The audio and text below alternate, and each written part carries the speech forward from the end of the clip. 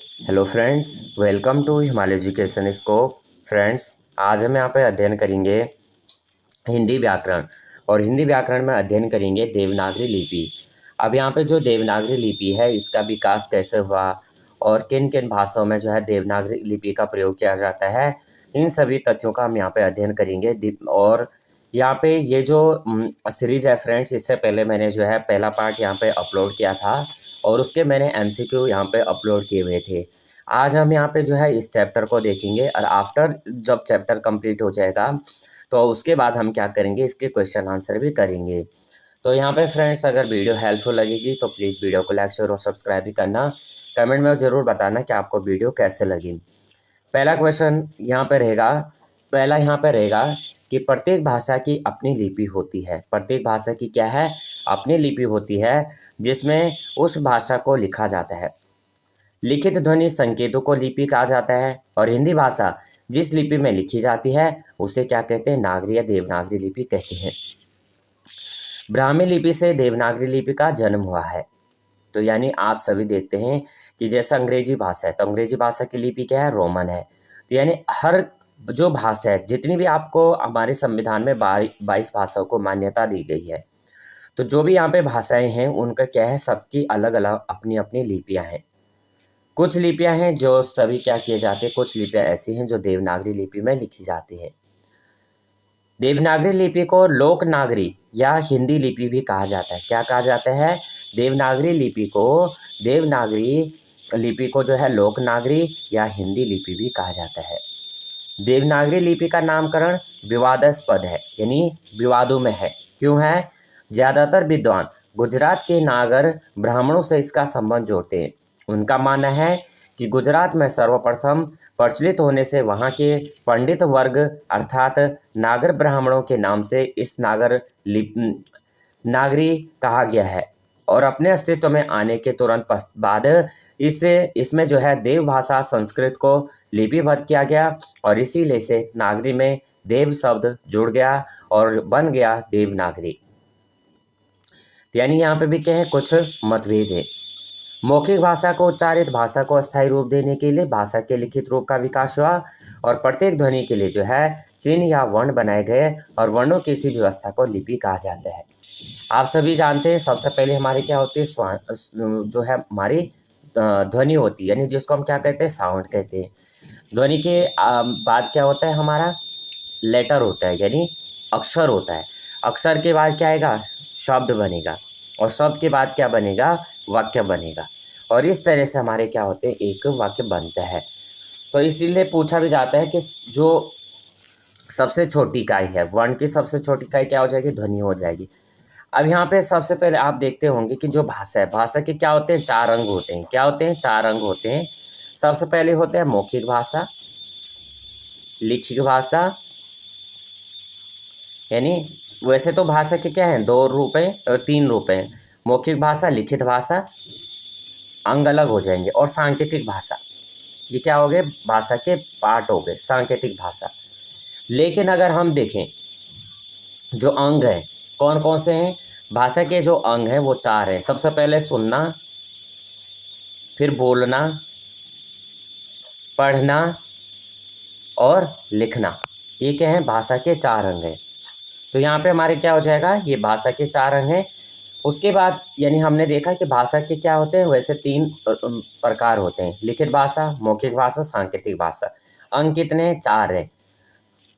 मौखिक भाषा का उच्चारित भाषा को अस्थायी रूप देने के लिए भाषा के लिखित रूप का विकास हुआ है। प्रत्येक ध्वनि के लिए चिन्ह या वर्ण बनाए गए हैं और वर्णों की इस व्यवस्था को लिपि कहा जाता है। मौखिक ध्वनियों को लिखित रूप में प्रकट करने के लिए निश्चित किए गए चिन्हों को ही क्या कहते हैं? लिपि कहते हैं। भारत की जो सभी लिपियां हैं वो क्या हैं? ब्राह्मी लिपि में से निकली हैं। भारत की सभी लिपियां जो हैं वो किस लिपि से निकले हैं? ब्राह्मी लिपि से। देवनागरी लिपि नागरी लिपि की पश्चिमी शाखा की प्रमुख लिपि है। देवनागरी लिपि का सर्वप्रथम उल्लेख 8वीं और 9वीं शताब्दी के गुजराती राजा जयभट्ट के लेख में मिलता है। ये जो लिपि है देवनागरी बाईं ओर से दाईं ओर लिखी जाती है, जबकि उर्दू, अरबी, फारसी भाषा की लिपि फारसी लिपि और दाईं ओर से बाईं ओर लिखी जाती है। यानी देवनागरी जो लिपि है ये क्या होती है, बाईं से दाईं ओर लिखी जाती है, यानी इस तरह से लिखी जाती है क्रम में। यानी आप जैसे लिखते हैं, जैसे ये अभी हम पढ़ रहे हैं, पहला एक लाइन, फिर दूसरी लाइन इस तरह से, फिर तीसरी लाइन इस तरह से। लेकिन उर्दू और अरबी फारसी भाषा की लिपि जो है दाएं से बाईं ओर लिखी जाती है। कैसे लिखी जाती है, दाएं से बाईं, यानी इस तरह से लिखी जाती है। ये कैसे लिखी जाती है, दाएं से बाईं ओर लिखी जाती है। अब यहाँ पे देखिए उत्तरी ब्राह्मी से नागरी लिपि का विकास। उत्तरी ब्राह्मी से नागरी लिपि का विकास कैसे हुआ? सबसे पहले उत्तरी ब्राह्मी, तो ये 350 ईस्वी पूर्व तक, क्या 350 ईस्वी तक जो है उत्तरी ब्राह्मी लिपि थी। उसके बाद आई आपकी गुप्त लिपि, तो वो थी आपकी 4वीं और 5वीं सदी तक।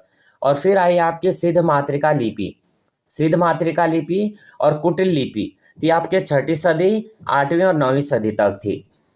उसके बाद नागरी, इसको जो कुटिल लिपि थी इसको 2 भागों में बांटा गया है, नागरी लिपि में और शारदा लिपि में। अब जो फिर इसके बाद शारदा लिपि आई, इसको क्या किया गया, 4 भागों में बांटा गया, गुरुमुखी, कश्मीरी, लहंदा और टाकरी। तो इस तरह से जो है लिपि का यहाँ पे क्या किया गया, लिपि का वर्गीकरण हुआ, लिपि का विकास हुआ। नगरी लिपि का प्रयोग काल जो है 8वीं और 9वीं सदी ईस्वी में आरंभ हुआ और 10वीं और 12वीं सदी के बीच इसी प्राचीन नगरी से उत्तरी भारत की अधिकांश आधुनिक लिपियों का विकास हुआ। और इसकी जो है 2 शाखाएं मिलती हैं, पश्चिमी व पूर्वी। पश्चिमी शाखा की सर्वप्रथम प्रतिनिधि लिपि देवनागरी लिपि है। आगे देखेंगे, अब नागरी देखेंगे, तो पश्चिमी शाखा और पूर्वी शाखा। पश्चिमी शाखा में कौन कौन सी, तो देवनागरी, राजस्थानी, गुजराती, महाजनी, कैथी। और पूर्वी शाखा में बांग्ला लिपि, असमी, उड़िया। तो ये जो लिपि हैं ये अक्षरात्मक लिपि यानी सिलेबिक स्क्रिप्ट है, जबकि रोमन लिपि अंग्रेजी भाषा की लिपि जो है अल्फाबेटिक स्क्रिप्ट है, जो कैसे है, वर्णात्मक लिपि है। अनुच्छेद 343(1) में संघ की राजभाषा हिंदी और लिपि देवनागरी होगी और भारतीय अंकों का रूप अंतर्राष्ट्रीय रूप होगा। देवनागरी लिपि जो है अक्षरिक है। देवनागरी की वर्णमाला का वर्णक्रम वैज्ञानिक है और डॉक्टर सुनीति कुमार चटर्जी ने कई परिवर्तनों के साथ देवनागरी लिपि के स्थान पर रोमन लिपि को स्वीकार करने का सुझाव दिया था। हिंदी हो गया, मराठी हो गया, नेपाली हो गया, संस्कृत भाषाएं देवनागरी लिपि में लिखी जाती हैं। देवनागरी लिपि का जो विकास हुआ था ये ब्राह्मी लिपि से हुआ था। और निम्नलिखित विषयों में जो है यहाँ पे कुछ भाषाएं दी गई हैं जिनकी यहाँ पे, तो सबसे पहले यहाँ पे हिंदी देखेंगे, देवनागरी लिपि यानी बच्चे खेल रहे हैं। संस्कृत में देवनागरी लिपि जो है बालिका क्रीडंती। और स्पेनिश या फ्रेंच में जो है रोमन लिपि का प्रयोग किया गया, द बॉयज आर प्लेइंग। और इसमें किसमें, स्पेनिश हो गया, फ्रेंच हो गया, जर्मन हो गया, अंग्रेजी हो गया, तो इसमें आपका किस लिपि का प्रयोग किया गया है, रोमन लिपि का। और आपका पंजाबी लिपि में गुरुमुखी का, उर्दू अरबी लिपि में आपका फारसी का प्रयोग किया गया है। अब देवनागरी लिपि के गुण, क्या क्या गुण है, एक ध्वनि के लिए एक ही वर्ण संकेत, जो ध्वनि का नाम वही वर्ण का नाम, मूक वर्ण नहीं है, इसमें कोई भी मूक वर्ण नहीं है। एक वर्ण संकेत से अनिवार्यतः एक ही ध्वनि व्यक्त है। एक वर्ण में दूसरे वर्ण का भ्रम नहीं है, जो बोला जाता है वही लिखा जाता है। वर्णमाला ध्वनि वैज्ञानिक पद्धति के बिल्कुल अनुरूप है। उच्चारण के सूक्ष्मतम भेद को भी प्रकट करने की क्षमता रखती है और भारत की अनेक लिपियों के निकट है। प्रयोग बहुत व्यापक संस्कृत, हिंदी, मराठी, नेपाली की एकमात्र लिपि है। तो यहाँ पे आप अगर इसको बेसिक देखना चाहते हैं तो इसमें मैंने जो है हैंड रिटन नोट्स भी मेरे अपलोड किए हैं। मैंने यहाँ पे जो है प्लेलिस्ट बनी है, तो प्लेलिस्ट में जो फर्स्ट सेकंड वीडियो है उनमें आप देख सकते हैं। देवनागरी लिपि के दोष देखेंगे तो देवनागरी लिपि के दोष क्या हैं, शिरोरेखा का प्रयोग अनावश्यक अलंकरण के लिए किया जाता है। कुल मिलाकर यहाँ पे जो है मिलाकर 403 टाइप होने के कारण टंकन मुद्रण में कठिनाई होती है। और अनावश्यक वर्ण कौन है, री, यहाँ पर री देख सकते हैं, फिर री, लिरी, लिरी, यहाँ पे ज्यों, यों, श, आज इन्हें कोई शुद्ध उच्चारण के साथ उच्चारित नहीं कर पाता। और ये क्या है, ये आपने सभी ने देखा होगा, कोई भी हो यहाँ पे बहुत मुश्किल से यहाँ पे क्या कर पाते हैं, इसको उच्चारित कर पाते हैं। समरूप वर्ण में ख में र या व का, घ में ध का, म में ध भ, इस तरह से भ्रम होना। आपने काफ़ी बार देखा होगा कि यहाँ पे जैसे हम ख लिखते हैं, अब ख लिखते हैं तो ख के साथ क्या है, इस अगर हम इस तरह से नहीं मिलाते हैं तो इसको हम क्या पढ़ते हैं, र व पढ़ते हैं। इस तरह से र व लग रहा है। यानी जैसे घ को क्या है, घ और ध में क्या होती है, बहुत सारी डिफ़िकल्टीज आती हैं। म और भ कभी तो हम क्या पढ़ लेते हैं, म को भ ही पढ़ लेते हैं या भ को म पढ़ लेते हैं। तो इस तरह के यहाँ पे क्या होते हैं, भ्रम भी होते रहते हैं। समरूप वर्ण देख लिया हमने। उसके बाद द्विरूप वर्ण। द्विरूप वर्ण कैसे, जैसे यहाँ पे यंत्र दिया है, अ दिया है, अक्ष दिया है, त और त्र देखो इस तरह से, छ, छ, झ, रा, अण, श, श, ल, ल, तो ये क्या है, द्विरूप वर्ण है। तो इनको ध्यान से आप जो है इनको नोट डाउन कर सकते हैं। अनुस्वार और अनुनासिकता के प्रयोग में एक रूपता का भाव। अनुस्वार यानी कहीं पे हम क्या करते हैं, चंद्र बिंदु लगाते हैं। अनुनासिक में हम क्या करते हैं, चंद्र बिंदु लगाते हैं। अनुस्वार में हम केवल क्या कर देते हैं, अंक की मात्रा ले लेते हैं। वर्णों के संयुक्त करने की कोई निश्चित व्यवस्था नहीं है और वर्णों के संयुक्तीकरण में र के प्रयोग को लेकर भ्रम की स्थिति रहती है। ई की मात्रा का लेखन वर्ण के पहले पर उच्चारण वर्ण की बात। त्वरापूर्ण लेखन नहीं, क्योंकि लेखन में हाथ बार बार उठाना पड़ता है। अब सुधार क्या क्या कर दिए गए इसमें। बाल गंगाधर तिलक ने जो है फॉन्ट 1904-26 में सुधार किया था। श्याम सुंदर दास का पंचमाक्षर के बदले अनुस्वार के प्रयोग का सुझाव। यानी जैसा हम क्या लिखते हैं, जैसा हमने लिखा कोई भी अक्षर जैसे यहाँ पे लिखते हैं तो हम जैसे म के स्थान पे, यों के स्थान पे, ज्यों के स्थान पे और अण के स्थान पे हम क्या दे देते हैं, बिंदु दे देते हैं। जैसे पंचम, पंचम, तो पंचम में क्या हो जाएगा, बिंदु दे देंगे तो पंचम बन जाएगा। तो इस तरह से हम क्या दे देते हैं, इन जो पंचमाक्षर होते हैं उनको हम बिंदु में ले लेते हैं। श्रीनिवास सावरकर बंधु का जो है अ की 12 खड़ी। श्रीनिवास का महाप्राण वर्ण के लिए अल्प प्राण के नीचे ऐसे चिन्ह लगाने का सुझाव। अल्प प्राण, महाप्राण। गोरख प्रसाद का मात्राओं को व्यंजन के बाद दाहिने तरफ अलग रखने का सुझाव, जैसे कुल, कुल। काशी नागरी प्रचारिणी सभा द्वारा अ की 12 खड़ी और श्रीनिवास के सुझाव को अस्वीकार करने का निर्णय 1945। हिंदी साहित्य सम्मेलन का इंदौर अधिवेशन और काका कालेलकर के संयोजकत्व में नागरी लिपि जो सुधार समिति का गठन किया गया था 1935 और उनकी सिफारिशें। शिक्षा मंत्रालय के देवनागरी लिपि संबंधी जो प्रकाशन आया था वह मानक देवनागरी वर्णमाला 1966 ईस्वी। देवनागरी लिपि तथा हिंदी वर्तनी का जो मानकीकरण किया गया था वो किया गया था 1983 ईस्वी और हिंदी वर्तनी का जो मानकीकरण किया गया था 1967 ईस्वी में किया गया था।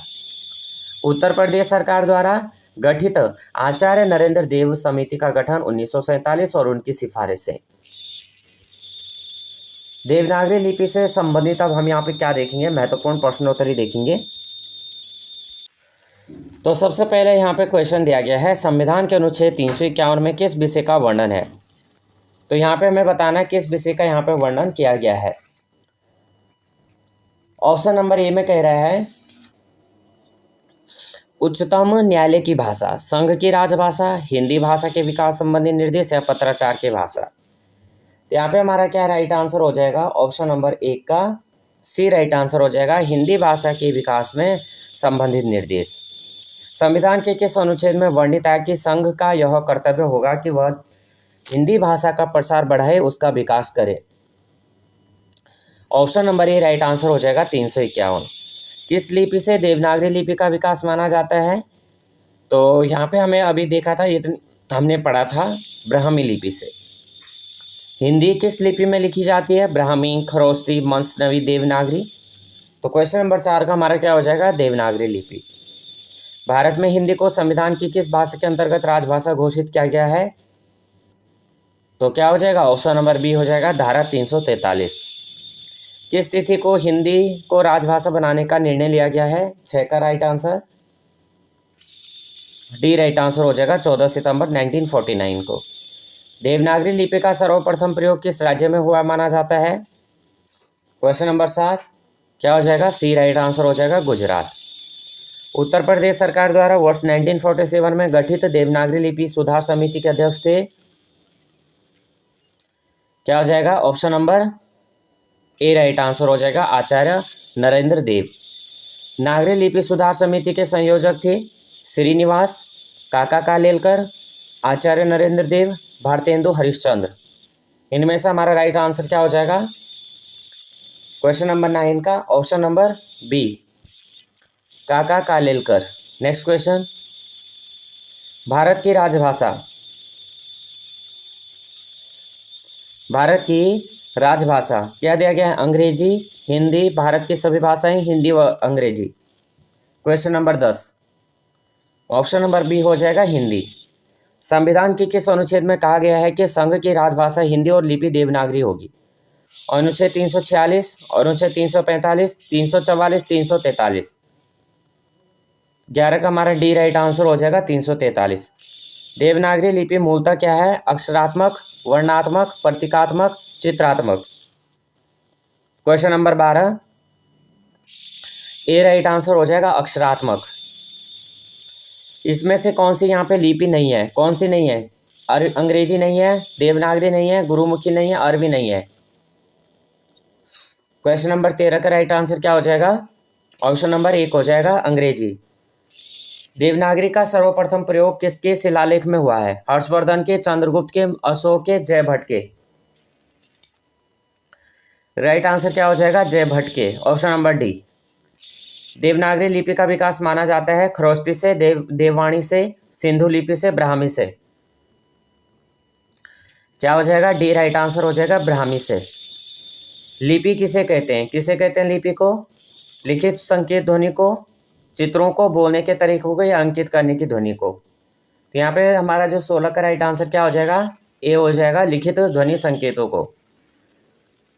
देवनागरी लिपि के विषय में क्या सत्य नहीं है? क्या सत्य नहीं है? इसकी उत्पत्ति नागर ब्राह्मणों से मानी जाती है, यह वर्णात्मक लिपि है, यह दाएं से बाएं लिखी जाती है, बी व सी। तो देवनागरी लिपि आपने देखा होगा बाएं से दाएं लिखी जाती है। क्या लिखी जाती है? बाएं से दाएं। तो यहाँ पे ऑप्शन नंबर अगर आप देख रहे होंगे सी, तो क्या है? यह दाएं से बाएं लिखी जाती है। तो ये हमारा क्या हो जाएगा? राइट आंसर हो जाएगा।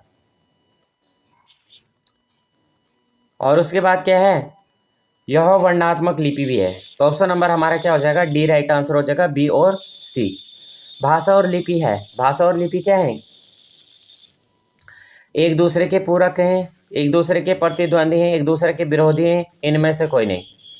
तो यहाँ पे हमारा ए राइट आंसर हो जाएगा, एक दूसरे के पूरक हैं। निम्नलिखित वर्ण संकेतों की सहायता से भाव या विचार की अभिव्यक्ति को क्या कहते हैं?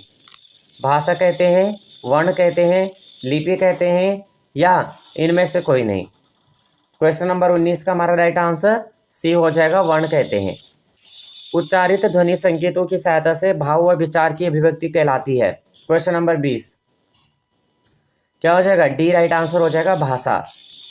देवनागरी में अ की 12 खड़ी का सुझाव किसने दिया था? 21। बी राइट आंसर हो जाएगा, काका कालेलकर। पंजाबी की लिपि है, पंजाबी की लिपि कौन सी है? फारसी, रोमन, देवनागरी, गुरुमुखी। क्या हो जाएगा? डी राइट आंसर हो जाएगा, गुरुमुखी। उत्तर प्रदेश सरकार द्वारा गठित लिपि सुधार परिषद की 28 व 29 नवंबर 1953 को बैठक की अध्यक्षता की थी। 23। उत्तर प्रदेश सरकार द्वारा गठित लिपि सुधार परिषद की 28 व 29 नवंबर 1953 को बैठक हुई थी। इसकी अध्यक्षता किसने की थी? 23।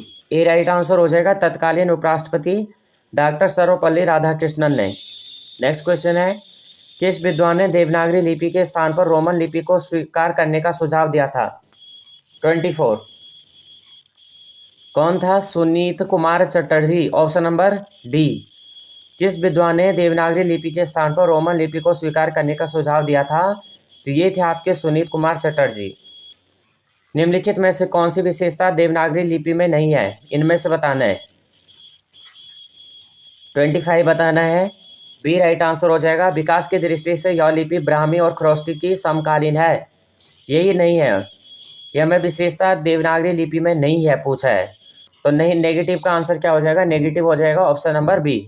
इसमें एक ध्वनि के लिए एक ही प्रतीक चिन्ह है। इसमें सिरों रेखा का प्रयोग महत्वपूर्ण है। इसमें जैसा उच्चारण होता है वैसा ही लिखा जाता है। अभी हमने यहाँ पे ऊपर देखा था लिपि की आवश्यकता होती है, क्यों होती है?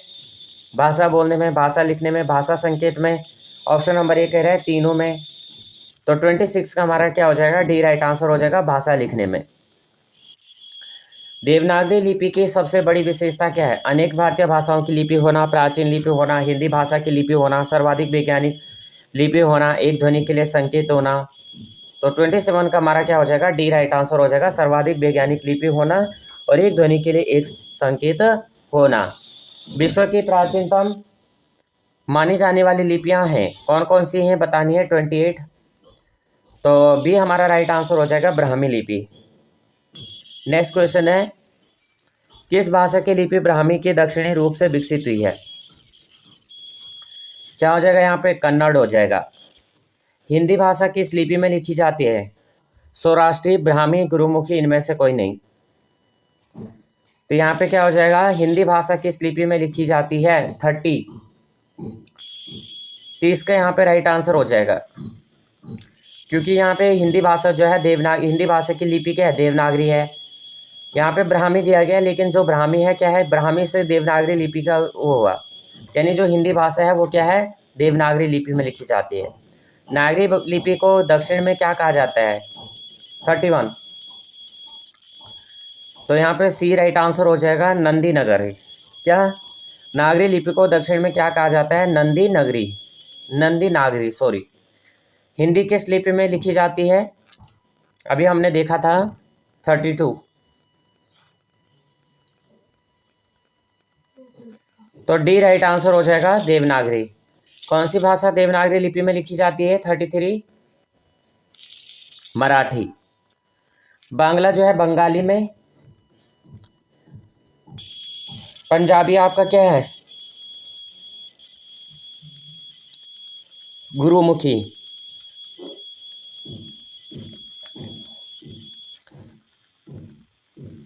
हिंदी भाषा को कौन सी लिपि में लिखा जाता है? देवनागरी लिपि। देवनागरी लिपि का सर्वप्रथम प्रयोग किस राज्य में माना जाता है? 35 गुजरात राइट आंसर हो जाएगा। इनमें कौन सी भाषा देवनागरी लिपि में लिखी जाती है? 36 मराठी राइट आंसर हो जाएगा। देवनागरी लिपि मूलतः क्या है? चित्रात्मक है, वर्णात्मक है, अक्षरात्मक है, प्रतीकात्मक है? क्या हो जाएगा? सी राइट आंसर हो जाएगा अक्षरात्मक। प्राचीन देवनागरी लिपि का विकास हुआ था। बी राइट आंसर हो जाएगा कुटिल लिपि। देवनागरी लिपि का सर्वप्रथम प्रयोग कहाँ हुआ था? जयभट्ट के शिलालेख में। नागरी लिपि सुधार समिति के संयोजक थे काका कालेलकर। किस विद्वान ने देवनागरी लिपि के स्थान पर रोमन लिपि स्वीकार करने का सुझाव दिया था? सुनीत कुमार चटर्जी। नागरी लिपि का विकास किस लिपि से हुआ है? ब्राह्मी लिपि। तो यहाँ पे फ्रेंड्स हमारे जो 42 क्वेश्चन थे और इस चैप्टर को हमने जो है यहाँ पे सॉल्यूशन देखा। यहाँ पे ये जो क्वेश्चन है फ्रेंड्स ये अपकमिंग एग्जाम सभी के लिए इंपॉर्टेंट रहेंगे। वीडियो हेल्पफुल लगे हो तो प्लीज़ वीडियो को लाइक शेयर और सब्सक्राइब भी करना। जय हिंद, जय भारत।